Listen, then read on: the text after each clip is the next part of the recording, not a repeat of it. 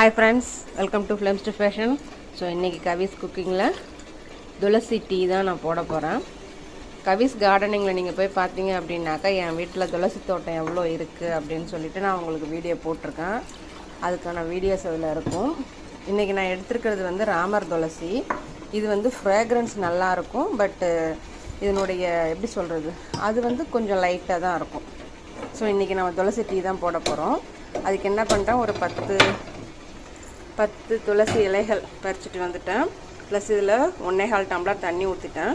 இப்போ தான் சுக்கு பொடித்தேன். அதை வந்து ஒரு டப்பாவில் மாற்றணும். ஸோ என்ன நான் மாற்றலை.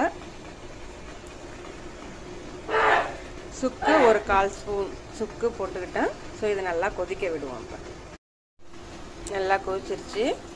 நான் ஒரு ஸ்பூன் சர்க்கரை எடுத்துக்கிட்டேன். நீங்கள் வேணால் நாட்டு சர்க்கரை கூட எடுத்துக்கலாம். இப்போ இதை வடிகட்டணும் அப்படின்னாக்கா நமக்கு துளசி டீ ரெடி.